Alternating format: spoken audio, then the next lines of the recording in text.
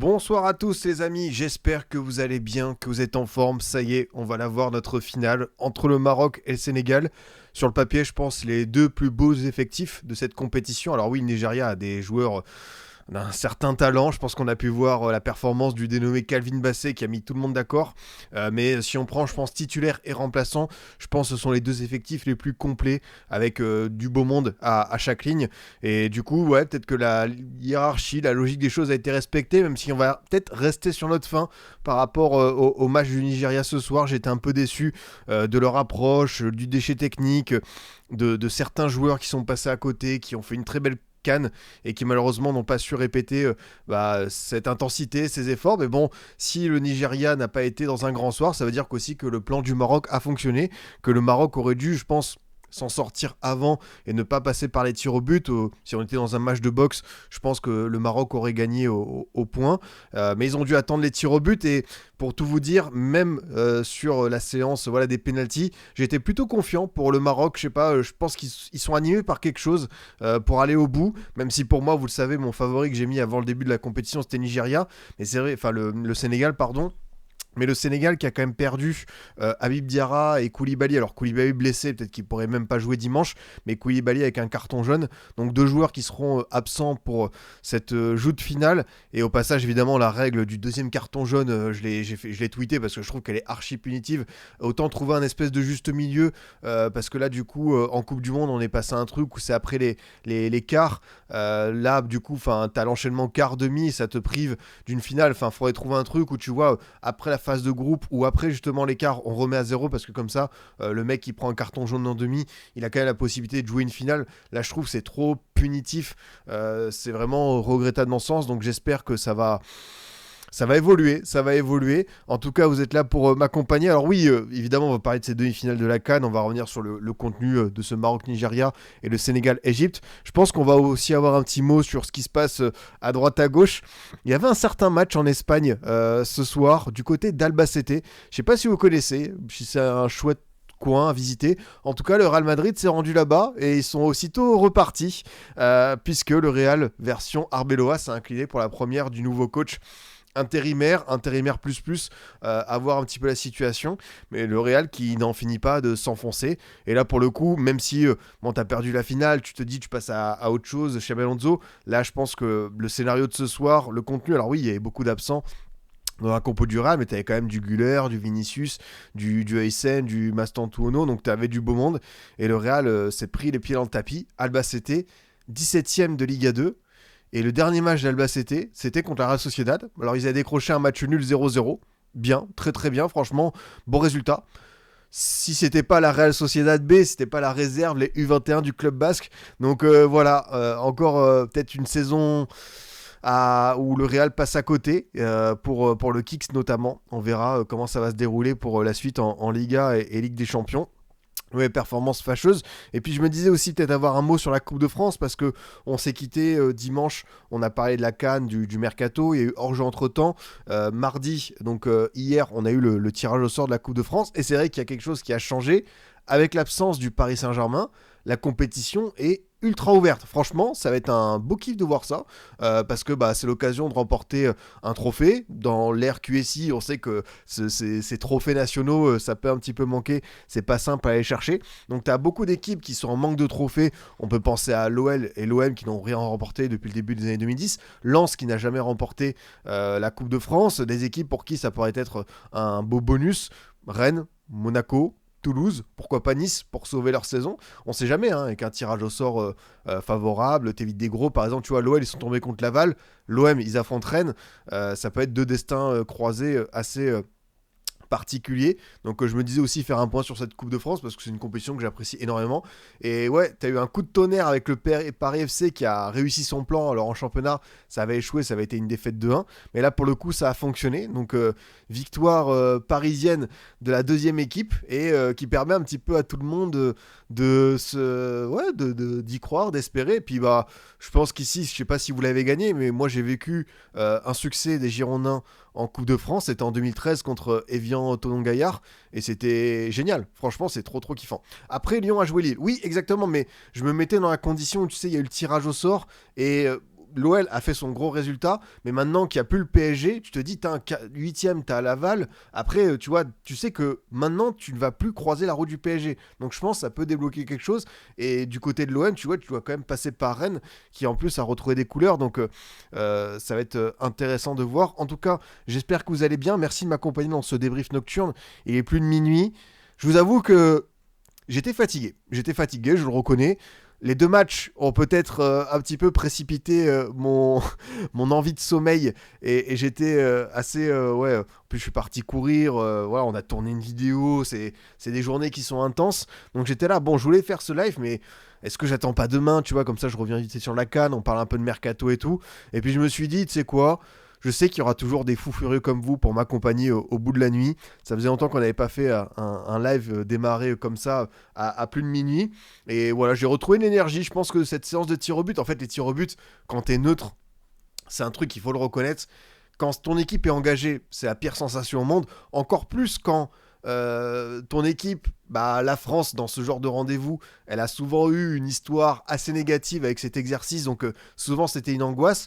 Depuis que voilà, on a battu le Portugal lors du 24, c'est un peu plus un, je vais pas dire un soulagement, mais je sais que l'épreuve des tirs au but maintenant, je l'aborde moins avec quelque chose de terrible. Et bah désormais, c'est vrai qu'il y a beaucoup de séances de tirs au but, puis il y a de matchs, puis il y en a. Donc tu vois, que ce soit dans des coupes, dans des tournois comme ça, ou même on verra pour la Ligue des Champions, avec notamment, je pense, au Liverpool PSG, où la séance avait été assez incroyable.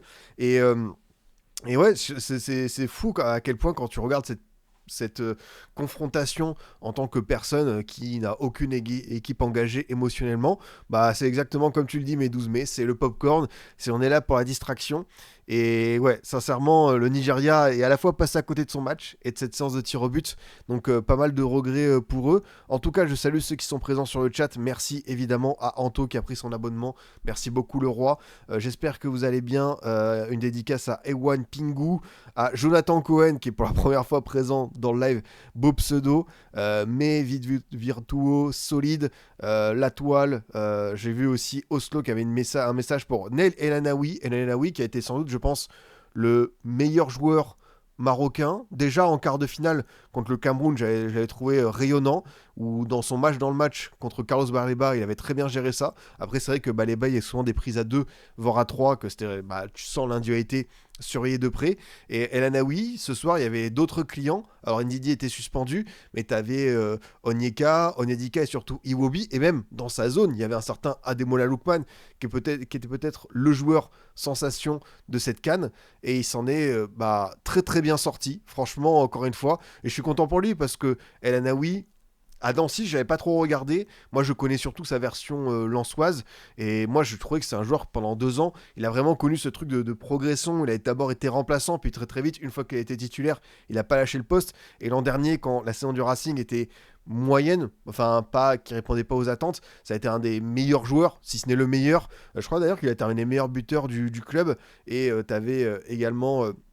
comment ça s'appelle, Thomasson qui faisait une belle saison, mais Anaoui, je me disais, bon, il aurait pu rester un an de plus en Ligue 1. D'ailleurs, on s'en souvient qu'à l'été 2024, à l'issue de sa première saison lensoise, qui est vraiment bonne, et surtout les 6 derniers mois, il y a Monaco qui est pas loin de le recruter. J'aurais imaginé un milieu de terrain El Anaoui, Zakaria Kamara. En termes de densité en France, ça aurait été costaud. Mais du coup, je suis content que la Roma l'ait récupéré, même s'il n'est pas encore titulaire à 100%. Mais dans un monde idéal, El Anaoui, Manu Koné dans le double pivot, ça doit tellement bien tourner. Et cette CAN va lui servir, je pense, pour la suite de sa carrière. Et surtout, revenir à Rome avec un peu plus de garantie pour convaincre Gasperini. Mais ouais, El Anaoui a été stratosphérique. Je suis d'accord avec toi. Salut à Ninor. Et également à Soso Chat, la modératrice, qui vous rappelle, si vous aimez le contenu, si vous aimez les lives, les émissions, pensez à vous abonner, à liker, à mettre le petit commentaire qu'il faut aussi pour la team podcast. Dédicace à ceux qui m'écoutent en audio. Donc ouais, 2 demi-finales de la CAN, un seul but pendant du coup 120 plus 90, 210 minutes. On a eu une séance de tir au but, mais c'est vrai que on sent que ça s'est beaucoup neutralisé, qu'il y avait de la peur, de la crainte, que même si on trouvait peut-être certaines équipes plus fortes, avec plus de prestance pour aller marquer ce but, il y a toujours ce truc de se dire, est-ce que je vais pas trop me découvrir? Donc finalement, ça a donné des matchs assez soit serrés, soit ennuyeux. C'est comme vous le sentez, hein. Soit vous voyez le verre à moitié plein, soit à moitié vide. Quelqu'un demandait est-ce que c'était quoi le meilleur match de cette CAN. Et après, je vais répondre à ta question, Fraise. C'est quoi ton match de la CAN préféré? Pas facile d'en choisir un. Je pense que l'Égypte-Côte d'Ivoire en quart de finale était super sympa. Franchement, j'ai adoré. Le Côte d'Ivoire-Cameroun également en phase de groupe était un beau divertissement.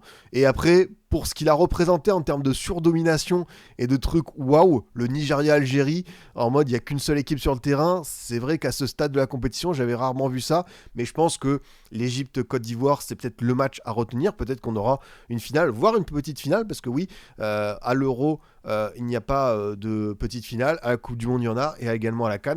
Donc rendez-vous samedi pour les Nigérians et les Égyptiens. Bon courage pour encore une fois se remobiliser, c'est un match qui est pas particulier dans ce cadre-là. Mais comme je vous le disais, oui, il y a des matchs qui ont été sympas. Moi, ce que j'apprécie dans ce genre de compétition, si je me contente pas du jeu qui a pas souvent été à la hauteur des attentes, je vais plutôt me dire qu'il y a pas mal de révélations, de joueurs qui ont été à un niveau plus qu'impressionnant. Donc se satisfaire de ces individualités qui sortent un petit peu du lot, je pense que ça peut être une bonne chose. Après, bah voilà, le niveau global, oui, après, c'est peut-être que tu as des meilleures pelouses, donc peut-être que tu as plus ce truc où tu évites des matchs bourbiers. C'est vrai que c'est une CAN où tu as eu très très peu de surprises. Tu aucune équipe majeure qui s'est fait piéger. Tu pas eu de match comme ça où la Tanzanie a accroché le Nigeria, ou le Bénin qui aurait peut-être pu faire un meilleur truc contre l'Égypte, tu vois, par exemple. Mais c'est très clairement, on sent que le niveau moyen en Afrique augmente et que du coup le niveau des grosses sélections aussi. Et que même si, quand je parle de niveau, c'est pas forcément la qualité de jeu, mais c'est plus peut-être l'aspect tactique où les équipes sont peut-être un peu plus prêtes à pouvoir, tu vois, être rodées à ce genre d'épreuve. Et t'as moins de fantaisie, t'as moins d'erreurs qui conduisent à des scénarios improbables. Donc ouais, peut-être qu'on retiendra pas cette CAN comme la CAN 2023 et la folie de ce qu'elle a représenté à la Côte d'Ivoire. Mais pour le coup, on a quand même, tu vois, des joueurs, des satisfactions. Bon, après, c'est vrai que globalement, les gros tournois internationaux, quel est le dernier grand tournoi qui nous a fait rêver? C'est vrai que cette CAN en Côte d'Ivoire, avec le scénario fou et la victoire des éléphants en finale, c'était quelque chose. Mais tu vois, les euros, ils sont souvent pas dingue. De temps en temps, t'as l'Espagne, t'as l'Italie, tu vois, t'as les équipes vainqueurs, t'as le parcours de la France en 2016. Mais en termes de niveau global, on va pas forcément retenir grand-chose. Les Coupes du Monde, c'est pareil. Est-ce que t'as une Coupe du Monde, tu vois, qui a apporté son truc un peu foufou? Peut-être qu'on va plus se retenir pour la postérité, je pense, 2014 par rapport à 2018 et 2022. Et pourtant, 2022, tu as peut-être la plus grande finale de l'histoire. Donc, on peut peut-être mettre ça en avant. Mais ce qui est sûr, oui, je trouve que de plus en plus, le niveau homogène permet à certaines équipes de grandir. Et du coup, d'avoir moins ce truc. Elles sont plus prêtes. Elles sont plus prêtes au combat. Il y a moins de détails qui sont laissés au hasard. On voit l'amélioration des staffs, des conditions d'entraînement, des infrastructures. Et du coup, oui, peut-être que du coup, ça s'est entre guillemets européanisé, qu'on est sur des standards plus proches de l'euro et ça va jouer à des petits trucs. Après, bah, même si c'est une CAN, on va dire. Certains vont peut-être la souligner comme étant soporifique, pas dingue. Je pense que le Maroc, qui attend que ça depuis 72, ça peut être peut-être la pire CAN. Eux, ils s'en foutent, ils auront palmarès. Et Sénégal, t'imagines, c'est la troisième finale en l'espace de 4 ans. Dans leur cycle de victoire, de retour au sommet et de continuité. Coupe du Monde 2018, Coupe du Monde 2022, CAN 2019, la finale contre l'Algérie, la CAN 2021 qui est remporté, 2023 ils sortent au tir au but contre la Côte d'Ivoire et là ils sont de nouveau en finale avec à chaque fois tu vois un socle de joueurs mais t'en as des petits nouveaux qui arrivent donc c'est vrai que pour le Sénégal même si c'est pas l'équipe la plus impressionnante dans le jeu, en fait le Sénégal c'est ouf, t'as l'impression qu'ils en ont toujours sous la semelle mais voilà, ils sont là parce qu'encore une fois je pense qu'ils ont de la marge avec leur effectif et que ça leur permet de gommer ces petites erreurs et aussi t'as des joueurs qui sont à un très bon niveau, hein. Je pense qu'on va revenir, on a beaucoup parlé de Calvin Bassey, de Neil Naoui, mais je crois qu'il y a un dénommé Sadio Mané. On va devoir aussi être assez élogieux. J'ai adoré aussi le match de Crépin Diatta et d'El Hadji Malick Diouf, les deux latéraux. Ça, c'est très fort, quoi. quasiment tous les 11 titulaires des grosses nations jouent en Europe maintenant. Ouais, c'est exactement ça. Après, tu as des trucs spéciaux. Par exemple, l'Égypte, on sait que tu as des clubs phares et que les clubs égyptiens ont de l'argent et que les joueurs se sentent très très bien là-bas. Donc logiquement, les pyramides, Zamalek, Al-Ahly peuvent les garder. Mais sinon, oui, tu regardes les Nigérians, il y en a beaucoup qui sont en première ligue.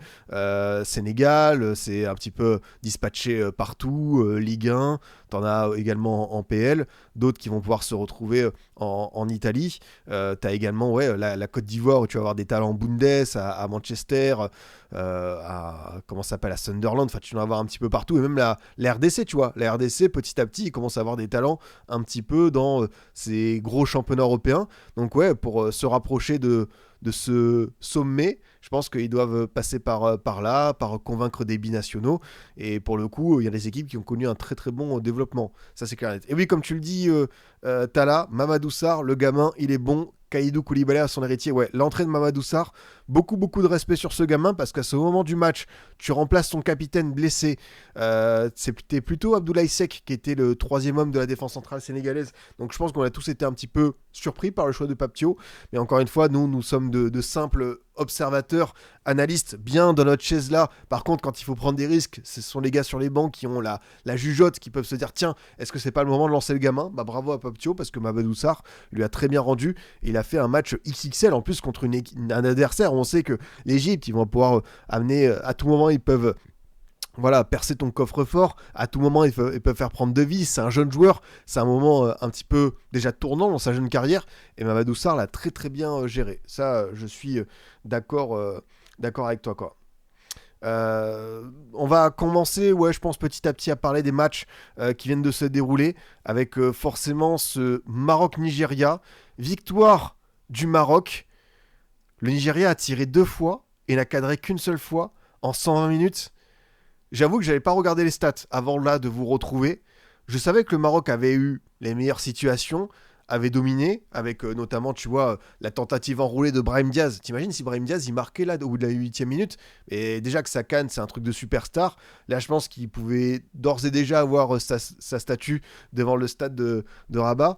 T'avais le coup franc d'Hakimi, t'as eu la tentative un peu couchée d'El Kaabi, t'avais Saïbari qui a fait un joli numéro, qui a mis à contribution Nouabali. T'as eu pas mal de possibilités. Je trouvais que le plan du Maroc était très très bon, mais j'ai eu l'impression qu'à partir de la 60e, on était plus dans une sorte de calcul où je pense que ça a commencé à gamberger en mode on domine, mais imaginez si on prend un but maintenant contre eux alors qu'on est meilleur, est-ce qu'on va pas s'effondrer ? Donc j'ai vraiment apprécié l'entame de match du Maroc. Je trouve qu'ils ont répondu présent dans la zone qu'il fallait.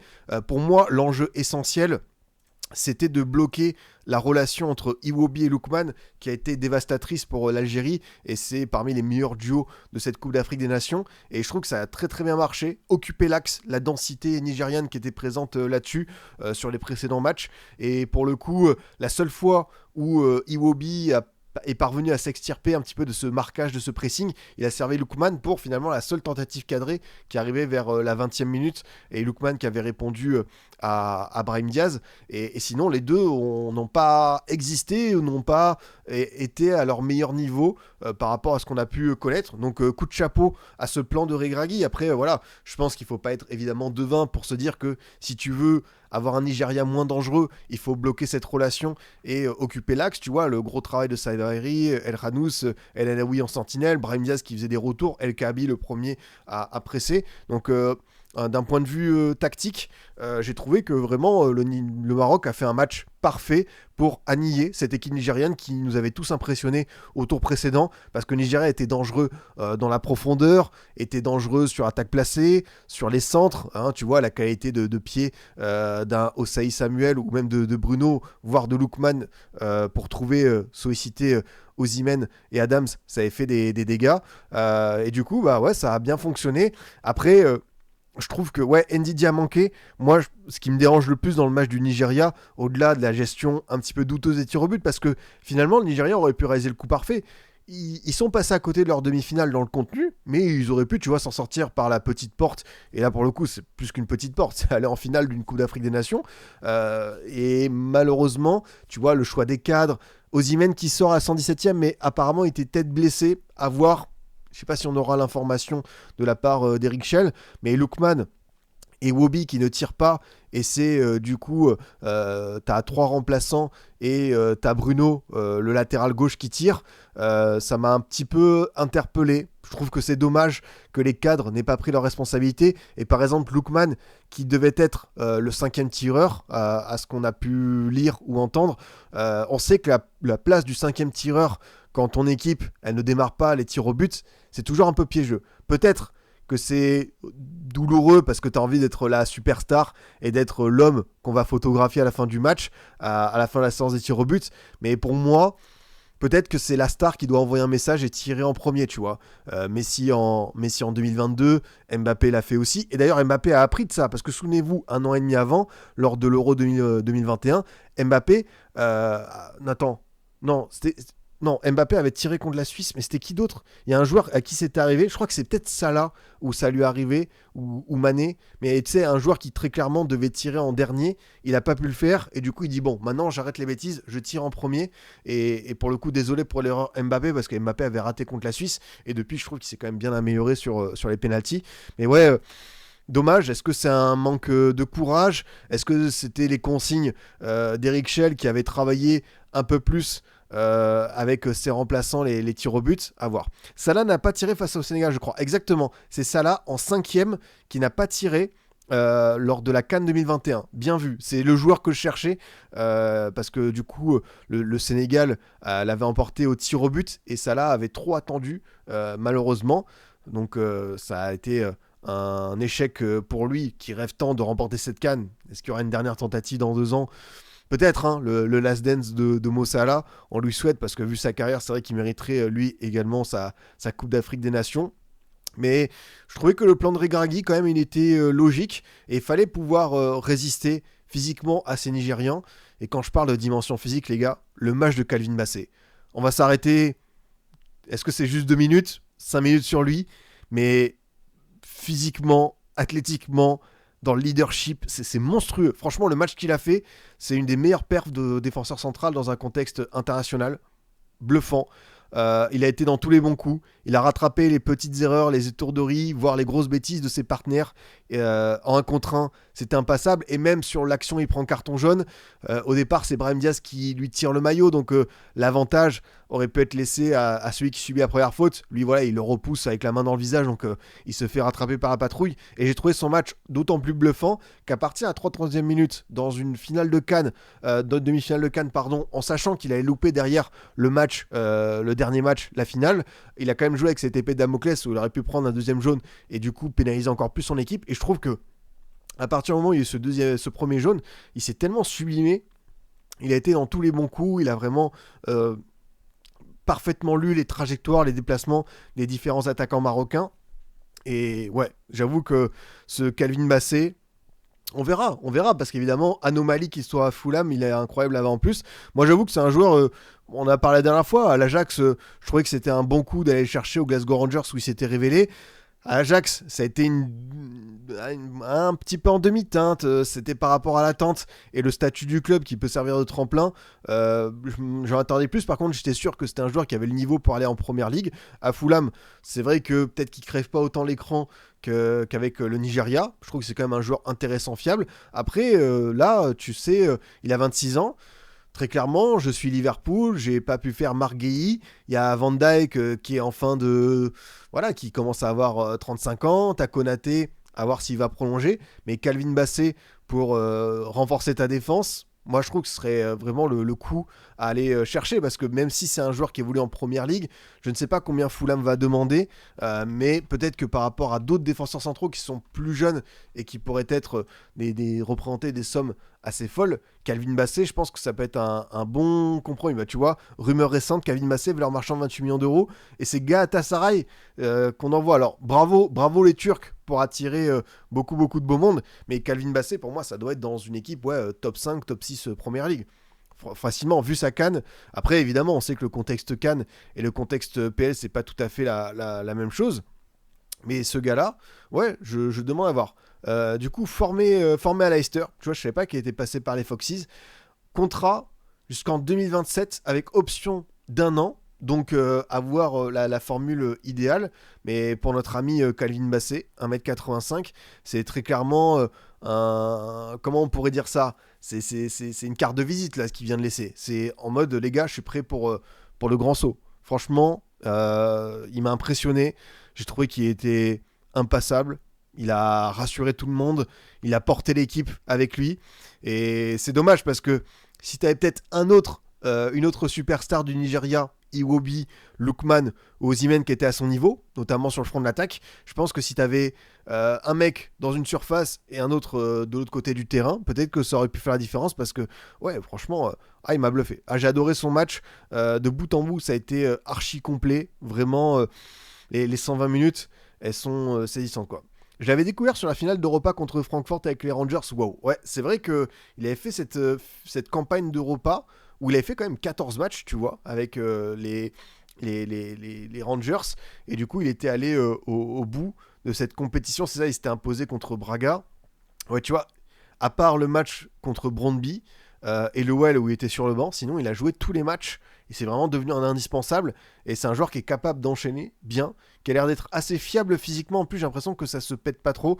Et c'est au moment où je vais vous dire ça qu'on va peut-être voir des drôles de blessures. Non, regardez, Calvin Bassey ne s'est jamais blessé. Dans cette ère moderne du foot, où t'as des matchs tous les 2 jours, où t'as des mecs qui ont des pépins physiques qui se pètent, franchement, chapeau à lui, parce que ses seules absences pour l'instant, c'est des suspensions pour carton rouge, accumulation de carton jaune ou convoqué à la CAN. Donc c'est vrai que ça peut être un indice, et ça peut être un atout supplémentaire dans ça très clairement son absence. Suspension et absence. Alors, non, je crois que j'ai mis... Ah, historique des blessures, pardon, bien vu. J'ai fait une petite bêtise. Alors voilà, bah écoute, les absences, c'est le rhume. Il a eu un petit rhume, tu vois, il a manqué un petit match en décembre 2023, et sinon c'est la quarantaine Covid avec les Rangers en 2021. Ça nous ramène une drôle d'époque. Donc, même là, même en me trompant, le mec, il m'envoie quand même un message. Non, non, t'inquiète, tu peux compter sur moi. Le mec, il a été absent une seule fois à cause de ce qu'on a tous vécu il y a 4-5 ans. Et puis parce que il a attrapé froid, un petit Doliprane, un petit, un petit comment ça s'appelle, le sirop pour la toux qui te remet bien avec ce goût banane qui était, ça c'est vraiment un des goûts de l'enfance, hein, d'ailleurs au passage. Donc non, franchement, Calvin Bassey, ouais, il fallait qu'on s'arrête là-dessus parce que lui, il peut sortir haut la main de sa canne, il peut être très très fier. Curieux de voir ce qui va se passer maintenant. Est-ce que ça peut déclencher quelque chose immédiatement du côté d'un intérêt mercato pour des équipes qui voudraient se renforcer?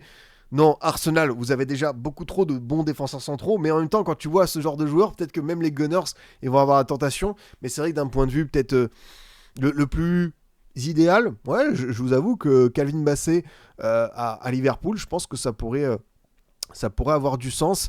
Les autres équipes qui recherchent un central comme ça, là, en période un petit peu clé, alors est-ce que tu vas pas plutôt attendre cet été? Parce que Fulham, perdre un joueur, je vais dire quand même majeur, au Real aussi. Ouais, c'est vrai qu'au Real, très clairement, vu ce qu'on voit en ce moment, il ferait peut-être pas tâche, hein, l'ami Calvin Bassey.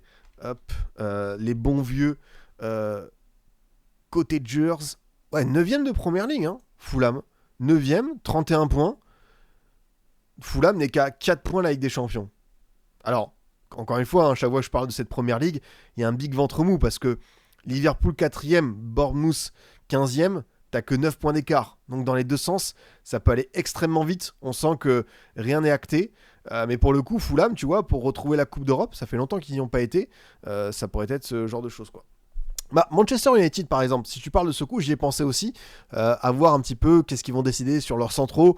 Lisandro Martinez qui revient de blessure mais qui du coup a enchaîné peut-être trop de pépins physiques. Il y a l'émergence du jeune Even, t'as toujours Lenny Yoro qui est là et que tu dois malgré tout continuer d'encourager, de donner du temps de jeu. T'as De Ligt qui revient bien, Maguire qui est peut-être un petit peu trop vieux mais Bassey ne ferait pas tâche. Moi, si j'étais United, j'irais peut-être plus sur le Iwobi version milieu de terrain pour avoir un renfort qui n'est pas démesuré au niveau du prix et qui pourrait t'apporter son intensité. Je pense que si j'étais United, j'irais sur celui-ci de joueurs nigérians et évidemment de Fulham. Pour revenir un peu plus sur le match, forcément les tirs au but, Igaman qui est arrivé, qui était blessé, qui a lancé tardivement sa canne. Et c'est vrai que c'est terrible parce que c'est le genre d'histoire où le mec, on va peut-être se souvenir de lui pour l'éternité comme le héros malheureux. Et sa réaction, elle en dit non, tu vois, il rate son péno.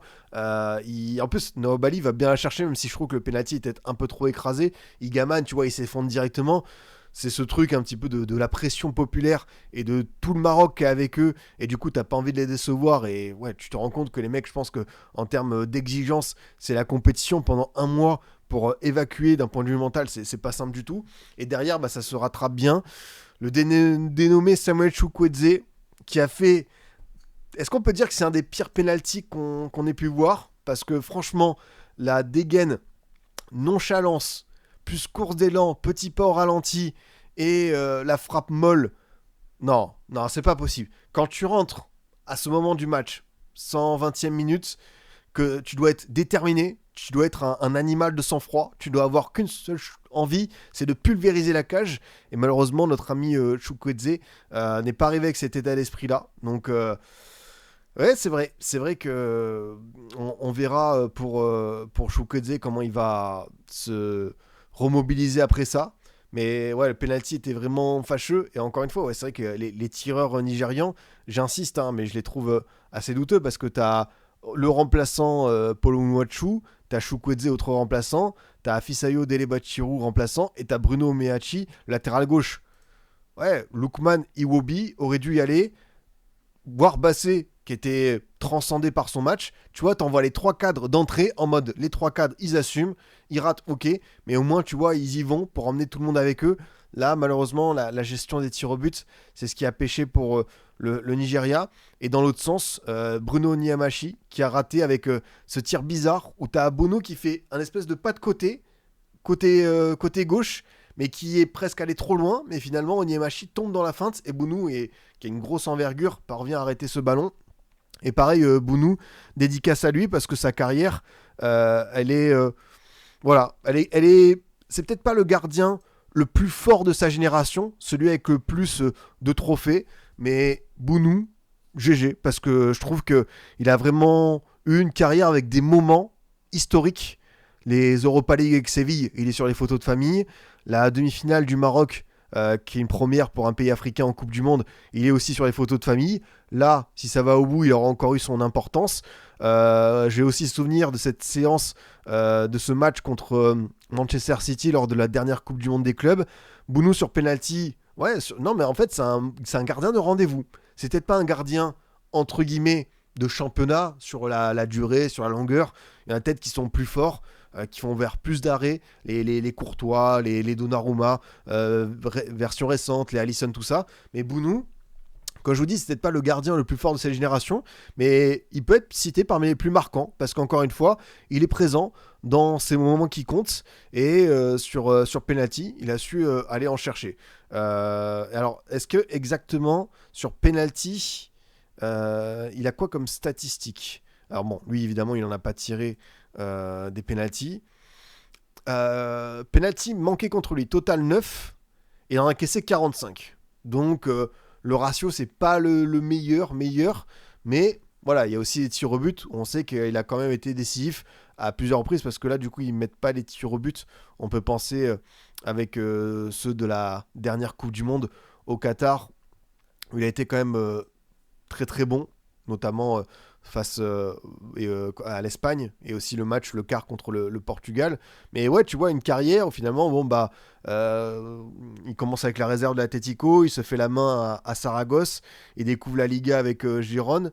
À Séville, il change un peu de dimension, surtout avec les Europa League, Lopetegui, Mandilibar, et après il y a ce transfert vers la Saudi Pro League, mais il y a eu cette Coupe du Monde des clubs où on l'a revu, et ouais, c'est vrai qu'en termes de monuments, Yacine Bounou, c'est costaud. Tim Krul ou Bono? Ah, après Tim Krul, il y a ce moment incroyable de la Coupe du Monde 2014, mais en termes de carrière, je préfère celle de Bounou. Vraiment, je ne vais pas dire qu'il n'y a pas photo, mais Tim Krul a eu son truc, mais en club, j'ai l'impression que, tu vois, Bounou a été un peu plus déterminant. Et après, bon, évidemment, les gardiens spécialistes des pénaux, Emiliano Martinez, on va pas refaire l'histoire. Ici, je pense qu'on connaît tous le loustic qui nous a fait tant de tant de cauchemars. Mais voilà, c'est vrai que je voulais m'arrêter sur ces différents joueurs parce que sincèrement, ils sont quand même bien costauds, hein, ces garçons. Bonou, Calvin Bassé, qui d'autres on pourrait citer après. Voilà, enfin, je pense qu'on a fait un peu le tour des différentes individualités. Je vous l'ai dit, hein, Iwobi, Lookman, Osimhen, j'en attendais plus. Accor Adams, très très dur le match d'un point de vue technique. Il a tout raté. Donc malheureusement, voilà, je trouvais que contre l'Algérie ça pouvait le faire, mais contre une équipe plus rigoureuse défensivement et peut-être tout simplement meilleure, ça n'a pas traîné. Donc on peut penser par exemple à un Victor Boniface qui a 25 ans, aurait dû être là, aurait dû accompagner Osimhen dans ce système à deux attaquants. Le Boniface version 2023-2024 du Bayer Leverkusen de Xabi Alonso. Je ne sais pas si vous êtes tombé sur ma petite vidéo, mon format court, où je reviens sur sa carrière. Et malheureusement, Victor Boniface, qui est aujourd'hui prêté par le Werder Bremen à Leverkusen, qui aurait dû rejoindre le Milan l'été dernier, mais qui a été recalé à visite médicale, va sans doute devoir passer par une nouvelle opération au genou. Lui qui a déjà subi 2 ligaments croisés assez jeunes dans sa carrière au même genou. Donc pas simple. Donc c'est vrai que tu te dis qu'il y a un monde parallèle où c'est Boniface. Et là, tu te dis tu dois te coltiner et Osimhen et Boniface. Et derrière un Lookman ou un Iwobi en termes de projection. Ça peut être quand même assez chaud, quoi. Le match d'Hakimi était comment ? Je sens un Hakimi pas encore à 100% physiquement. Je trouvais que le match contre le Cameroun était plus convaincant. Là, pour le coup, c'était pas...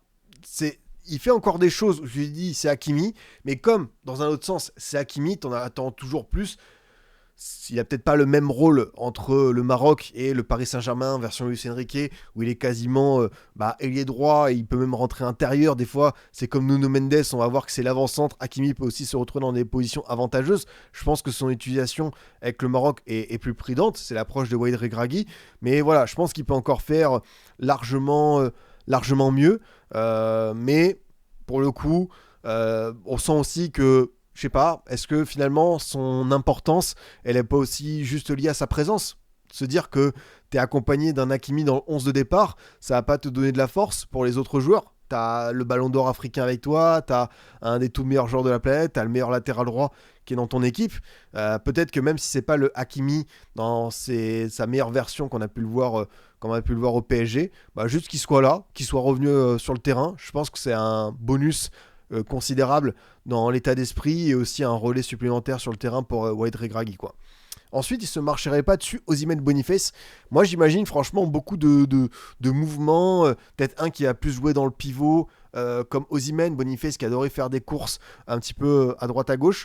Ce qui est sûr, c'est que peut-être que Accor Adams c'est peut-être plus encore un mec de profondeur, mais bon, en termes de niveau, je pense qu'il n'y a pas trop débat entre Boniface et Adams à 100%. Donc le Maroc est en finale de sa CAN.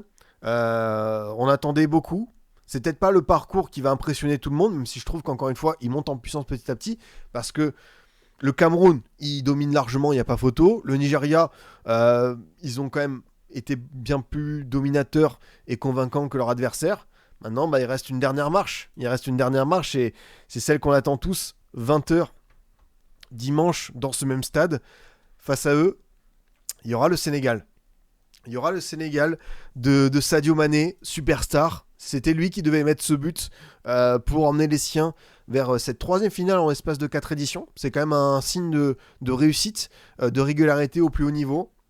Même si encore une fois, je le dis, il y a des joueurs qui peuvent être dans ces différentes équipes. Koulibaly, Gana Gueye, Sadio Mané. T'as par la suite, Edouard Mendy qui a rejoint ça. T'as d'autres joueurs qui ont étoffé un petit peu ce roster. Pape Gueye, Moussa Niakhaté. Les latéraux, on va s'arrêter sur eux, vous en faites pas. Mais tu vois, Sadio Mané qui est encore le symbole de cette équipe, c'est beau. Franchement, sa canne elle est très bonne. Il est deuxième meilleur passeur derrière Lookman. Il a vraiment assumé ce statut de leader.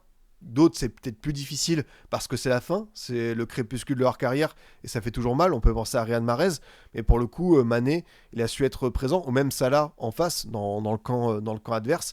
Et moi, ce que j'aime avec Mané, c'est même dans l'énergie qu'il inculque, tu vois. Il y a cette action contre le Soudan quand en huitième de finale, le Sénégal est mené 1-0 et c'est lui qui va récupérer le ballon dans les pieds du Soudanais à une médiane qui va solliciter cette action avec Pape Gueye et Pape Gueye va marquer derrière l'égalisation. Donc je trouve que vraiment Sadio Mané assume son statut de légende, de meilleur joueur peut-être de l'histoire du Sénégal, de mec qui va porter les siens. Et ce but qui est un petit peu bizarre parce que il y a l'arbitre qui passe devant, les Égyptiens s'arrêtent parce qu'en plus ils pensent que Mané le touche du bras, mais la manière d'armer sa frappe comme ça à ras de terre dans l'exécution c'est très très bien effectué et en plus bah t'avais besoin de ça parce que c'est un peu comme le Maroc Nigeria. Le Sénégal a dominé mais ils auraient pu s'en mordre les doigts parce que l'Égypte a pas proposé grand chose, a peut-être été encore moins entreprenante que le Nigeria. Vraiment une performance qui est pas digne d'une demi-finale de Cannes parce qu'on peut comprendre le plan des Égyptiens, voilà, résister, attirer, ils peuvent s'en sortir peut-être sur certains matchs, ils peuvent y aller et même contre la Côte d'Ivoire, tu vois, ils ont été bien plus entreprenants. J'ai pas compris. Quand je parle d'être entreprenant, c'est pas forcément avoir la possession, c'est aussi réussir à bien sortir le ballon, avoir des contres, des transitions, avoir une idée derrière ça. Et je trouve qu'en fait c'est ça le terme, c'est que l'Égypte a abordé cette rencontre avec un plan bancal et il n'y avait pas de plan B. Le plan bancal, c'était bah, on attend. On sait que le Sénégal, c'est une équipe qui aime avoir la possession, mais qui a peut-être des fois des difficultés à trouver des espaces, des connexions dans les 30 derniers mètres contre des blocs bien plus resserrés que ceux qu'on a pu voir lors du premier tour contre le Botswana ou le Bénin, voire la RDC. Mais l'Égypte a voulu emmener le Sénégal sur ce terrain-là, et malheureusement, c'était... Oui, ça aurait pu aller au tir au but, ils auraient pu l'emporter comme ça, mais bon, tu peux pas refaire à chaque fois cette recette qui leur a permis de remporter pas mal de CAN, même si bon, quand ils ont remporté des CAN, ils montraient quand même bien plus de choses sur le terrain, et c'est dommage parce que du coup, tu sors comme ça pour Salah et Marmouche, en vrai, évidemment, ça ferait pas plaisir de perdre 3-0, mais j'aurais presque préféré pour eux qu'ils tentent quelque chose, plutôt que de perdre comme ça, et d'avoir ce truc un peu mi-regret, on a été trop mauvais pour espérer quelque chose. Perdre avec panache, essayer de tenter un truc, parce que le plan contre la Côte d'Ivoire était bon. Et malheureusement, Marmouche, Salah, Achour, même si Achour, je trouve qu'encore une fois, après son quart, ça a été quand même un des meilleurs Égyptiens à ressortir. Voilà, c'est encore une fois, Salah va sortir sans CAN. On verra dans 2 ans. Dans 2 ans, il aura 35 ans. Il peut encore être présent. À voir quelle sera la suite aussi avec Liverpool, son retour en club. T'as des joueurs qui vont pouvoir incarner, tu vois, des Marmouches qui vont encore prendre un peu plus d'épaisseur parce que Marmouche, il aura 28 ans. Ça va être lui vraiment le tonton, le mec qui va devoir porter cette équipe. Donc, on va voir quoi. On va voir ça. Mais ouais, le Sénégal, franchement, chapeau. Alors, bien sûr, il y a des nouvelles qui vont faire tâche. Abou Diarra qui prend un deuxième jaune après le quart et du coup qui sera absent pour la finale. Pour une espèce d'embrouille. En plus, tu vois, les deux coachs, Hassan et Papio, ils se checkent. Donc l'embrouille a été désamorcée par les coachs et en vrai c'est une embrouille qui arrive en première mi-temps. Est-ce que de la part de l'arbitre on peut pas faire preuve de pédagogie encore plus pour un joueur qui peut louper une finale en cas de nouveau jaune? Et malheureusement on a totalement manqué de discernement je trouve de la part de l'arbitre parce que sanctionner Abdi Diarra pour ça je trouve c'est dur. Après il y a un certain Lamine Camara qui est rentré d'ailleurs à la place de Diarra à la mi-temps. T'as aussi Pape Matar Sarr. C'est pour ça que le Sénégal je les mettais comme mon favori, parce que pour moi, quand tu as ce matériel et que tu as cette profondeur de banc et cette possibilité de faire entrer des joueurs, les joueurs que je viens de citer, tu es quand même bien armé. Il y en a d'autres qui n'ont pas ce matériel. Et Koulibaly, c'est dur parce que peut-être que sa blessure à l'aine, il va réussir à se rétablir. Mais quoi qu'il arrive avec ce jaune, il ne pourra pas être présent. Lui qui avait déjà manqué la finale en 2019 pour un carton jaune contre l'Algérie et la défaite sur le but de Bounedjah. Donc malheureusement, Koulibaly, l'histoire se répète. Après, moi j'ai écouté son Zach en roue libre. Et il a dit finalement, bon bah, tu prends le jaune, faut continuer le match. Et voilà, tu te bats juste pour emmener les tiens, tes gars en finale. Malheureusement, le pauvre Koulibaly, il a pris jaune et 5 minutes après, c'était la blessure. Ça m'a rappelé le mème d'Etienne Capoue qui prend rouge et qui se blesse lors d'un Villarreal, je crois que c'est Manchester United ou Arsenal. Donc malheureux Koulibaly. Et ce qui est bien encore une fois, c'est que j'ai parlé de ce matériel au milieu de terrain, avec le dénommé Mamadou Sarr qui a pris la place de Koulibaly. Le Sénégal, en fait, ils sont armés pour 10-15 ans avec ce gamin. Enfin, franchement, le niveau de Mamadou Sarr, et ça fait plaisir parce que Mamadou Sarr qui a émergé l'an passé à Strasbourg, qui a été vendu par l'OL pour un montant, je te dis par rapport au potentiel du garçon, il y a de quoi avoir des regrets. Mamadou Sarr, j'ai adoré sa première saison. Cette année, c'est peut-être moins bluffant parce que on ne découvre plus. Et dans une saison où Strasbourg est un petit peu, on va dire, coup-ci coup-ça, c'est pas simple. Mais Mamadou Sarr, il faut pas oublier qu'on se projette à long terme avec lui. Et là, c'était un beau pari, je trouve, de la part de Papio de le mettre dans cette condition. Demi-finale de Cannes contre un adversaire redoutable, adversaire qui peut te faire péter les plombs. T'as la pression aussi de remplacer l'âme de ton équipe, un des joueurs les plus importants. Tu dois former une charnière avec Niakate où les deux ont peut-être pas eu beaucoup de temps de jeu en même temps. Et franchement, il a fait un match impérial très solide. Il s'est mis au diapason du reste de l'équipe. Et c'est par hasard si je pense que les attaquants égyptiens ont manqué de solutions, n'ont pas su trouver la faille. C'est comme Mamadou Sarr, très vite, a su leur poser des soucis. Et après, c'est un ensemble dans cette défense. Tu vois Edouard Mendy qui fait l'arrêt qu'il faut à la fin, Niakate qui fait une belle canne. Les deux latéraux, les gars, le dénommé El Hadji Malick Diouf et Crépin Diatta, je pense que ça peut se retrouver dans toutes les compos, toutes les équipes types à la fin de la CAN. Il faudra voir évidemment en finale si Mazraoui, peut-être Hakimi, si Hakimi met un triplé, oui, tu mettras Hakimi. Mais Crépin Diatta, version Coupe d'Afrique des Nations, et version Sénégal, version internationale, on a confirmation que c'est un joueur, pas veut dire différent, mais qui se sublime par rapport à celui de Monaco. On l'a dit la dernière fois. Il y a des joueurs pour qui le fait d'endosser le maillot de l'équipe nationale, ça les transforme. C'est une tenue de super-héros. C'est Lucas Podolski, c'est Xherdan Shaqiri, c'est Edu Vargas avec le Chili, c'est Memo Ochoa avec le Mexique. Peut-être certains seront tatillons, mais c'est Paul Pogba sur ces dernières années avec l'équipe de France. Mais Crépin Diatta, il n'y a pas un mauvais match, je crois, de sa part. Lui qui a été titulaire à 100%.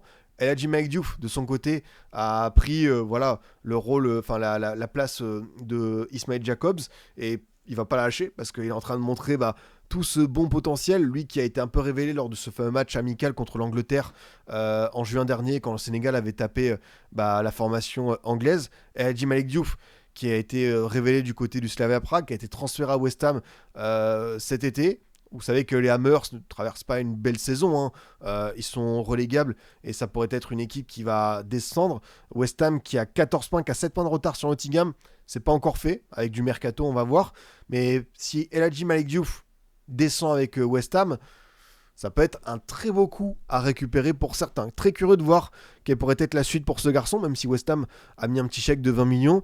Après, équipe reléguée, peut-être que tu vas mettre 10 de plus pour le prendre, mais un latéral à gauche de cette qualité en première ligue à 25-30, peut-être qu'il y a des équipes qui pourraient être inspirées de le récupérer, parce que franchement, j'ai été bluffé par son match. Crépin Diatta et El Hadji Malick Diouf, le duo gagnant sur les côtés. Chapeau à eux, parce que franchement, ils ont été assez... irréprochables, ils n'ont rien laissé passer, les moindres décrochages de Marmouche Salah, ça suivait. Non, et même dans la participation au jeu offensif, de temps en temps, on sent qu'il y a de belles projections, à l'image du but où Crépin Diatta avait été impliqué contre le Mali, où il avait servi Iliman Ndiaye. Iliman Ndiaye, je reste sur ma faim, parce que c'est un joueur avec un talent, un certain petit truc en plus, et vu sa saison avec Everton et vu son renouveau depuis le départ de l'OM, j'en attendais plus. Maintenant, on sait que c'est un joueur qui à tout moment peut débloquer les situations, et si c'est pas là, je pense qu'on aura peut-être que sa canne est moyenne, et s'il réussit à faire le geste juste en finale contre le Maroc, ça pourrait être quelque chose d'assez fort, quoi. Bon, maintenant évidemment, il va falloir vous mouiller, les gars. Qui va l'emporter?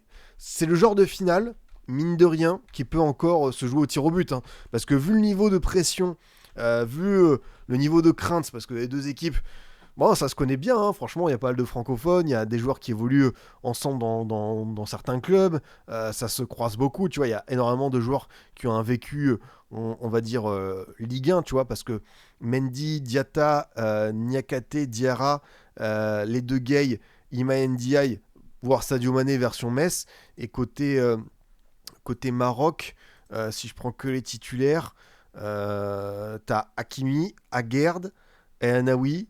Après, t'en as que 3 qui ont finalement joué en Ligue 1. C'est vrai que t'en as pas beaucoup. Après, tu vois, si tu vas juste derrière sur le banc, t'as Igaman Losk, Ben Seghir Monaco, Targaline Le Havre, t'as également Aitboul Rennes. Donc c'est vrai que tu as quand même pas mal de joueurs qui vont se connaître, peut-être un peu plus Sénégal sur le vécu Ligue 1. qui va l'emporter, c'est une question qui est terrible parce que c'est une finale. À chaque fois, c'est le genre de choses où ça peut basculer. T'es pas à l'abri qu'il y ait un carton rouge, qu'il y ait un geste malheureux, que tu aies une blessure.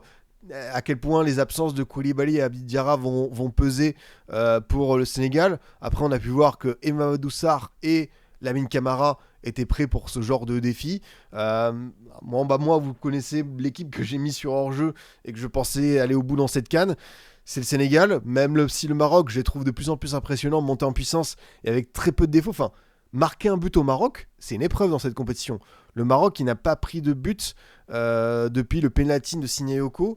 Le Sénégal, il y a peut-être un peu plus de buts encaissés, quoique je pense que ça va pas être non plus évident.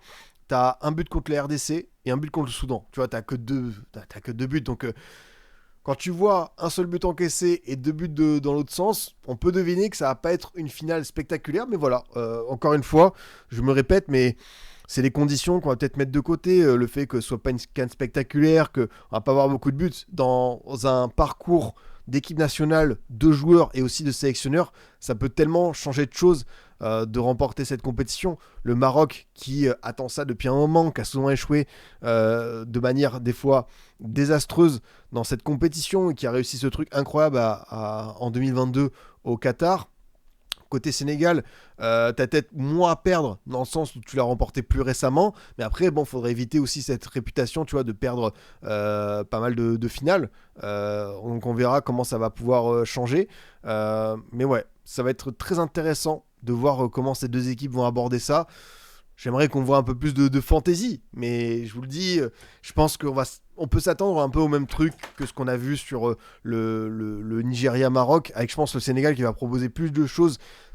La question, ça va être le défi technique, à quel point les jambes vont être lourdes, le ballon va brûler dans les pieds, pour voir si, tu vois, ils vont essayer de pas se rater, quoi. Donc moi, évidemment, on change pas le pronostic de départ, on reste sur Sénégal, mais bon, si j'avais pas mis Sénégal avant le début de la compétition, je pense que j'aurais peut-être pu mettre Maroc, parce que j'avoue que je trouve que dans la maîtrise, temps faible, temps fort, et le fait d'avoir réduit la marge d'erreur à quasiment zéro, c'est une équipe qui est assez épatante, le Maroc. Ça, c'est clair et net, quoi.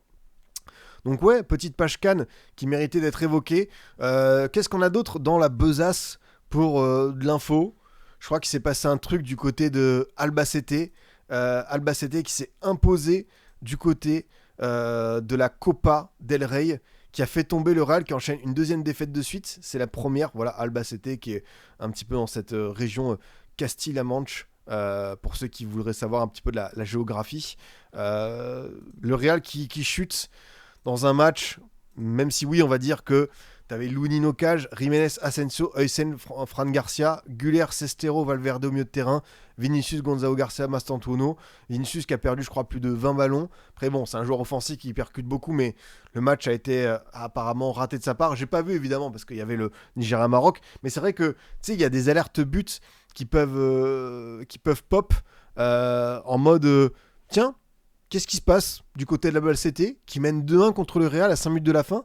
Donc tu vois, j'ai commencé à mettre le portable comme ça en mode bon, on va quand même checker un petit peu ce qui se déroule. Et bien sûr, le Real qui va égaliser au début du temps additionnel par Gonzalo Garcia en mode bon, on va tuer le suspense, on va quand même s'en sortir. Et là, le dernier but d'Albacete qui est carrément lunaire, où t'as une remontée de balle, t'as l'attaquant qui fait une première tentative qui est contrée et qui derrière fait une espèce de centre mi-lobe, mais qui n'est pas totalement un lobe en hauteur, qui est au milieu de la cage. Et Lunin qui pense que ça sort en 6 mètres, qui s'apprête d'ailleurs à faire le petit sprint, tu sais, pour aller récupérer le ballon dans les pieds du ramasseur de balles pour lancer vite. Et Lunin qui se trouve, et du coup ça fait défaite du Real Madrid contre Albacete en Coupe du Roi. Albacete qui est 17ème de Liga 2. On va quand même s'arrêter parce que, bien sûr, il faut qu'on parle un petit peu de cette équipe, qu'on découvre tous. Les derniers matchs d'Albacete, c'est match nul contre Grenade, c'est défaite à la maison contre Leganés, et c'est ce 0-0 contre la Real Sociedad B, la réserve de la Sociedad. Donc, une honte. Ça fait partie des matchs les plus désastreux de l'histoire récente du Real. Il y a eu la fameuse défaite contre Alcorcón, qui avait fait pas mal de bruit à l'époque de Raoul, Benzema, tout ça. Mais quand t'es le Real Madrid, que t'obliges un petit peu à de l'excellence et que tu te dis que pour cette équipe, t'as pas le droit à l'erreur, quand bien même tu as eu un changement de coach, que tu peux te dire, bon, on va laisser du temps à Arbeloa, mais en fait, le temps long n'existe pas au Real. Tout ce qui compte, c'est ce que tu fais là, maintenant, les résultats, tac, tac. Faut que tu sois impressionnant, que tu ne laisses pas de miettes. Et là, pour le coup, tu as une semaine qui est quand même terrible, quoi. La défaite en finale de Supercoupe, où t'as pas montré grand-chose, hormis l'exploit de Vinicius. Tu t'es réveillé à la fin, ok, mais c'était trop tard. T'as Xabi Alonso qui est parti d'un commun accord, et moi, vous connaissez mon affection pour Xabi, mais pour le coup, je trouve que c'était peine perdue. Et même si, encore une fois, le résultat n'était pas désastreux, tu vois, parce que le ratio de Xabi Alonso, qui était, tu vois, aux portes du top 8 en LDC, à 4 points du Barça en Liga, tu vois, il s'est pas effondré, quoi. C'est juste que en termes de relation avec les joueurs, on a vu qu'il y a clairement quelque chose qui s'est brisé et que voilà, Xabi Alonso est arrivé pour imposer ses nouvelles idées, apporter quelques notions tactiques, avancer sur le pressing, pouvoir remodeler ce Real-là, qui était une équipe un peu feignante, qui était en mode automatique sous Ancelotti. Tu vois, les joueurs, ils pouvaient pas le saquer. Les joueurs, on n'avait rien à faire de ces séances vidéo. Ils voulaient pas écouter, ils voulaient pas faire tous les exercices supplémentaires. Et du coup, oui, on s'est rendu compte très très vite que Xabi Alonso était juste là pour distribuer les bons points, pour mettre les joueurs là où ils devaient être, avec voilà, attention à leurs égos fragiles. Mais bon, voilà, je veux bien que le Real Madrid soit un club qui ne puisse pas être entraîné par un coach avec une autre approche, mais ces fameux managers, c'est une race qui va peut-être être amenée à disparaître. Les Ancelotti, les Zidane, les mecs sont unanimement respectés. Parce que désolé pour moi, je comprends pas, encore une fois, pourquoi ces mecs-là se permettent d'être hyper hautains et ne pas respecter Xabi Alonso. Parce que même si la carrière d'entraîneur Xabi Alonso, elle en est qu'à ses débuts et c'est que les Leverkusen, tu vois la carrière du mec, quoi. Enfin, Liverpool, une LDC, le Real, une autre LDC, le Bayern, 3 titres avec l'Espagne. Si tu ne respectes pas Xabi Alonso, bah voilà. Enfin, en gros, il y a très très peu de personnes en qui tu peux avoir du crédit. Sauf qu'elles sont soit pas disponibles, soit tu les as déjà eues, elles vont pas revenir. Donc ouais, c'est pas un hasard si j'ai vu la rumeur Klopp ressurgir, parce que j'ose espérer que si Jürgen Klopp débarque, cette fois-ci Florentino Pérez va préparer le terrain et ne va pas l'emmener dans un nouveau bourbier où les mecs vont se foutre de sa gueule quand il va parler de gegenpressing et qu'il va tenter d'imposer sa patte. Et puis, quand bien même, on peut aussi avoir ce truc, ce débat, c'est de parler de tactique, de choix de coach, de relations, d'ego et tout. La vérité, c'est qu'il y a plein de joueurs dans un monde normal qui n'ont pas leur place dans ce Real-là. Soit parce que c'est trop tôt dans leur jeune carrière, un Mastantuono par exemple, et pourtant c'est pas un mec qui est ridicule, hein. Soit c'est juste que c'est trop juste, quoi. Fran Garcia, par exemple, Raúl Asensio. Moi, Raúl Asensio, ok, il y a eu des débuts sympas, mais franchement, enfin, quand je vois ce mec qui s'est permis de ne pas respecter Xabi Alonso sur une sortie, putain, mais qu'est-ce qui se passe, quoi? Qu'est devenu le Real Madrid en termes de constellation de stars et des mecs qui n'ont rien fait dans leur carrière, qui se permettent des comportements de diva? Moi, ça m'inquiète, quoi. Et après, le seul coupable, c'est Florentino Pérez. Enfin, au bout d'un moment, le fait de ne pas avoir changé de braquet, défendu son entraîneur, parce que en termes de communication, je trouve que chez Alonso, il y avait incendie, il y avait péril dans la demeure, et c'était pas évident. Il a été absent. T'as juste c'est Butragueño, je crois, qui a fait des conférences de presse, mais pour moi, c'est le grand boss qui doit un peu plus s'exprimer. Est-ce qu'on n'est pas sur la fin de Florentino Pérez, qui commence à faire son âge, qui a peut-être vécu tellement de choses, et voilà, il a tellement gagné, il fait un unanime respect, mais ça rappelle la fin d'Olas, quoi. Au bout d'un moment, peut-être que oui, t'as beau avoir été un génie au sommet, encore plus au Real, si tu prends une mauvaise décision, malheureusement, ça peut écorner ton image. Donc attention à Florentino Pérez, qu'on ne voit pas, qui s'est trompé, qui n'a pas donné le fameux milieu de terrain cherché, désiré par Xabi pour avancer sur la construction de cette équipe. Et ouais, au milieu de terrain, c'est trop faible. Enfin, cette équipe, elle n'a des fois aucun sens. Et bien sûr, il y a des joueurs qui peuvent masquer ça. Les 30 buts inscrits par Kylian Mbappé sur la première partie de saison, les éclairs de génie, qu'on a pu le voir par moments de Vinicius, même si Vinicius, tu vois, pareil, il sort d'une série de 16 matchs sans marquer. Ouais, le Real, c'est archi bancal. Et maintenant, attention, parce que il va te rester la Liga, la Ligue des Champions. Attention à la saison blanche. Alors, en dernier, on s'était amusé avec la fausse déclaration de Mbappé qui disait est-ce que tu sais ce que représente une saison blanche après les succès en Super Coupe d'Europe et Coupe intercontinentale? Là, pour le coup, c'est un vrai danger qui guette cette équipe, quoi. Tu vois quel gros joueur quitter le Real Madrid cet hiver ou cet été? Bah, j'ai l'impression qu'en fait, on va pas forcément bouger.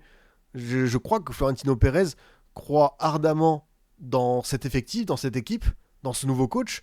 Et il va peut-être pas être du genre à recruter dès cet hiver. Et pourtant, moi, je pense que s'il avait fallu faire un nouveau cycle, t'aurais dû le faire l'été dernier, quitte à faire partir des gros noms. Mais par exemple, oui, les 4 de devant, tu te sépares d'un Rodrigo, d'un Vinicius, quand bien même bah, c'est des joueurs qui ont beaucoup apporté, qui ont eu leur moment en Ligue des Champions, qui voilà, ont beaucoup donné.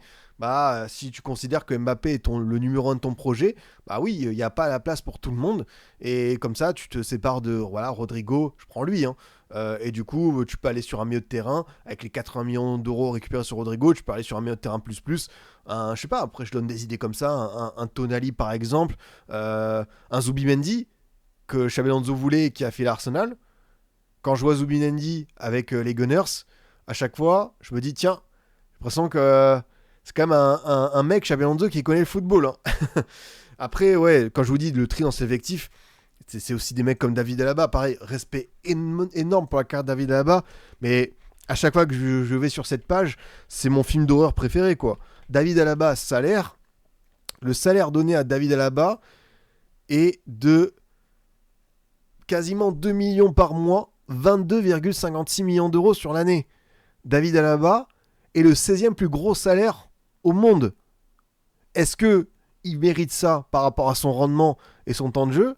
La question, évidemment, elle est, vous la connaissez, la réponse, mais non. Enfin, il y a aussi des trucs où la République des joueurs l'a emporté et tu te retrouves avec des salaires qui sont des trous béants. Et voilà, enfin, David Alaba, c'est 24 matchs sur les 2 dernières saisons cumulées de Liga, quoi. C'est un mec qui a disparu. Et même ce soir, tu vois, il est rentré pour pas grand-chose. Donc c'est dingue, quoi. Enfin, ouais. Je pense que là où c'est l'autre erreur de Florentino Pérez, au-delà de cette question du milieu, c'est de pas avoir fait le tri et d'avoir bougé des mecs qui n'ont pas leur place ou qui n'ont pas convaincu. Même si c'est toujours difficile de se séparer des joueurs, où tu dis, Rodrigo, quand même, à son âge, on peut continuer là-dessus. Mais allez, quand t'es un politicien comme Florentino, il faut savoir trancher dans le vif, même si c'est douloureux. Et là, pour le coup, il aurait dû avancer là-dessus, quoi. Ça, c'est clair et net. Ah non, mais à la base, bien sûr, c'est pas un fauteur de trouble. Mais je parlais pas, tu sais, dans la dimension guerre des égaux, parce que la guerre des égaux, je pense qu'on devine à peu près quel joueur ça concerne. C'était plus dans le truc d'avoir un salaire délirant pour un joueur qui a un apport quasi négatif dans son rendement sportif, quoi. Donc, très clairement, ça va pas être cet hiver. Faudra voir ce que ça donnera l'été prochain. Après, est-ce que ce sera avec ou sans Arbeloa?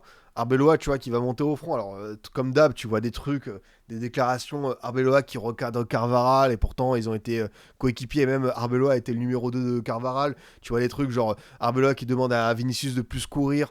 À chaque changement d'entraîneur, chaque fois qu'il y a un nouveau, on nous bassine avec des trucs qui se passent à l'entraînement comme si ça allait être une révolution. Ça rappelle la fameuse phrase de Galtier au PSG qui avait dit on travaille notre animation offensive maintenant. Ok, bah voilà, on a vu ce que ça a donné. Donc, Arbeloa, j'ai rien contre lui. Hein. De toute façon, c'est une opportunité en or. De toute façon, lui, il a aucun tort dans cette histoire.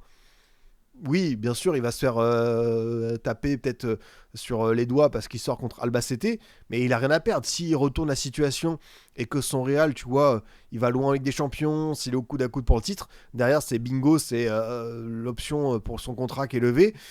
Mais jusqu'à quel point la République des joueurs va avoir le dessus sur lui, ça j'avoue que je suis assez inquiet, circonspect. On va se terminer avec un petit mot de Coupe de France, les boss, parce que il s'est passé un événement incroyable, le fameux PSG Paris FC, et le PSG qui sort avec un Nkambadio qui a été incroyable, qui a fait 7-8 arrêts, PSG 21 tirs, 8 cadrés, le PFC 2 tirs cadrés, un but, celui de Jonathan Iconé, qui n'a pas célébré en tant qu'ancien parisien. Ça faisait très longtemps qu'on n'avait pas vu un PSG sortir aussitôt, d'ailleurs, clin d'œil du destin, c'est la dernière fois que le PSG a été sorti en scène de finale, c'était contre Montpellier, le Montpellier de Roland Courbis, à qui évidemment on pense fort, on pense aussi à sa famille, à ses proches. J'ai vu pas mal d'hommages, de séquences émotions, et c'est vrai que voir la disparition de Roland Courbis, quelqu'un qui nous a autant accompagnés, que ce soit sur les bancs ou surtout sur les ondes avec à l'antenne à RMC. C'est vrai qu'on perd quelqu'un qu'on connaissait presque dans la vie de tous les jours. Donc ça, je peux comprendre que ça ait affecté autant de monde parce que on avait envie d'être proche de lui, il dégageait beaucoup de sympathie, de bienveillance. Alors attends, on me dit que l'AZ Alkmaar a... Waouh! L'AZ Alkmaar a balayé 8-0 l'Ajax. Que s'est-il passé? J'ai envie maintenant de en savoir plus sur ce match parce que j'ai vu certains déjà m'alerter. Regarde, ça c'est le match de coupe qu'il faut voir. Comment ça 6-0? Mais pourquoi, comment? Compo de l'Ajax: Jaros, Rossa, Soutalo, Itakura, Wijndal, Klaassen, Reger, Steur, Mika Götze, Dolberg, Oscar Glux, Troy Parrott, Minjans. Ok, Troy Parrott qui a mis un triplé. Enfin, qui a mis un triplé. Non mais vraiment, cette équipe de l'Ajax, c'est désespérant. Et pourtant, j'ai l'impression qu'en championnat, ils ont petit à petit remonté, non? Tu vois, ils sont 3e. Bon, ils sont à 16 points du PSV qui file tout droit vers son site. Tu vois, ils sont sur une meilleure série. T'as le 6-0, ça revient comme ça, quoi. Bam! En mode, tu pensais être revenu. Non, petit barre-toi. T'as 6-0 contre l'AZ. Waouh! Franchement, le match, il est d'une violence. C'est assez fou, quoi, ce qui leur est arrivé. Donc, merci mes lanceurs d'alerte de m'avoir prévenu sur ce match. Et comme je vous disais, pour la Coupe de France, c'est comme l'année où l'OM avait battu le PSG. Malheureusement, l'OM derrière avait chuté contre Annecy. C'est le genre d'année où tu te dis, pourquoi pas nous? T'as eu Nantes, t'as eu Toulouse, t'as eu dans d'autres époques, nous, Bordeaux, t'as eu, tu vois, des équipes comme... Après, non, attends, parce que j'ai l'impression qu'ils en ont pris tellement des Coupes de France que sous l'ère QSI, je sais que la Coupe de la Ligue, tu vois, t'as eu Saint-Étienne, t'as eu Strasbourg. C'est une compétition, j'ai l'impression qu'à chaque fois le PSG était présent. Hop. Guingamp et Rennes. Voilà. Désolé, j'avais oublié évidemment les formidables Bretons et le Stade Rennais qui avait remporté ce premier titre, qui avait fait beaucoup de bien. Mais comme je vous dis, dans cette ère moderne, c'est très rare de ne pas voir le PSG faire un parcours. Ça c'est clair et net. Du coup, 2022, contre qui était sorti le PSG? Parce que 2023, c'était sous Tudor. Et là, pour le coup, ça m'intéresse de voir un petit peu contre qui il s'était fait taper le PSG. Parce que là, tu vois, il passe. Là, il passe contre Vannes. Ils perdent contre Nice au tir au but. Oui, c'est Boulka qui sort un match de fou. C'est bon, je vois. Je vois le match à peu près maintenant. Mais ouais, j'aime bien ton message. On a tous célébré Marseille, Lyonnais, Monégasque, Lensois, Rennais. Ça, c'est clair et net. Maintenant, c'est un peu la grosse cote qui va l'emporter. C'est dur parce que même si là, tu peux te dire, bon, Lyon, un tirage à sa portée Laval. Marseille-Rennes, ça a déjà laissé des plumes. Strasbourg-Monaco aussi. Mais très clairement, avoir le tirage au sort. Parce qu'il y a un monde où, par exemple, Lens qui affronte 3. Derrière, ça peut être le vainqueur de Reims-Le Mans. Et en finale, ça peut être le vainqueur de Nice-Montpellier, Toulouse-Amiens, tu vois. Donc un truc qui n'est pas infaisable pour Lens. Et je peux prendre le cas en soi pour un Strasbourg, un Monaco, un Marseille, un Lyon qui ferait office de favori. Mais par exemple, Marseille, tu vois, tu te dis que c'est l'année ou jamais. Mais t'as ce match contre Rennes. Rennes qui, encore une fois, revient bien. Est-ce qu'on a tous déjà pensé à ce scénario d'une élimination de l'OM sur une frappe de Valentin Rongier ou sur un centre de Quentin Merlin ou sur une séance de tir au but dans un vélodrome incandescent, ça peut totalement arriver. Mais pour le coup, c'est vrai que pour pas mal d'équipes qui ont besoin d'étoffer leur palmarès, parce que quand t'as le PSG, c'est dur de les concurrencer. Mais voilà, Strasbourg, ils ont fait la Coupe de la Ligue sous Thierry en 2018. Monaco, la Coupe de France, ça fait un moment de mémoire. Lens ne l'a jamais remporté. Toulouse, tu vois, ce serait un truc assez fou 2 ans après, 3 ans même après, et pour revenir en Coupe d'Europe, s'ils ne le font pas par le championnat. Paris FC, qui va quand même se renforcer encore une fois sur le mercato. Est-ce que ça peut pas être un outsider lointain, l'équipe qui peut encore changer de visage d'ici un mois? L'OL, qui m'a l'air d'être une équipe en fait assez dure à sortir. À chaque fois que je me projette, c'est quelle équipe est la plus relou, tu vois, à éjecter. Et l'OL, dans ce qu'il montre dans les matchs, ce type de rendez-vous, même si on sait qu'ils ont beaucoup de rencontres entre l'Europa et la Ligue 1, et en plus désormais cette Coupe de France. L'OL à sortir maintenant dans ce tableau final, ça va pas être du tout une évidence. Marseille-Rennes, peut-être que le vainqueur pourra aller loin, mais tu vois, par exemple, je sais que c'est une genre de compétition où le vainqueur de Marseille-Rennes, derrière, il peut se faire surprendre à Toulouse ou contre une autre équipe. Donc, moi, je trouve ça bien parce que ça va donner un souffle, un élan supplémentaire à cette compétition. Après, ça faisait depuis le début des années 90 où on n'a aucun club amateur qui est qualifié pour au moins les huitièmes. Donc je crois que Bayeux a reçu une dotation du plus petit poussé, genre une somme de 80 000 euros qui revient à l'équipe qui a fait dans la division lointaine le plus haut parcours. Et ce qui est cool pour Bayeux, tu vois, forcément, c'est que cet argent va servir à la formation, aux infrastructures. Donc ça, je trouve que c'est une bonne nouvelle. Mais ouais, même voir ce que peuvent donner les équipes de Ligue 2 potentiellement, parce que Le Mans, je pense que vous êtes peut-être tombé sur une vidéo qui parle du succès Manceau en ce moment, 17 matchs invaincus de suite, 5ème de Ligue 2, qualifié en 8ème de finale. Le Mans qui a fait 4 matchs de Coupe de France, 3 fois ils l'ont emporté au tir au but. Donc pour les sortir dans la tête, les mecs sont solides. Face à Reims, tu vois, qui a quand même un effectif pas dégueu. Pareil Montpellier qui a fait un gros match contre Metz en les tapant 4-0. Quid de 3. 3 leaders de cette belle Ligue 2 qui va recevoir Lens, qui peut s'offrir un beau match. Un Lens qui a peut-être la tête au championnat à 100%. Donc non, franchement, je suis très content de voir cette compétition aussi ouverte cette année. Ça peut nous offrir vraiment un scénario. Est-ce que on a tous envie d'avoir un Olympico en finale pour peut-être le plus grand divertissement de l'histoire?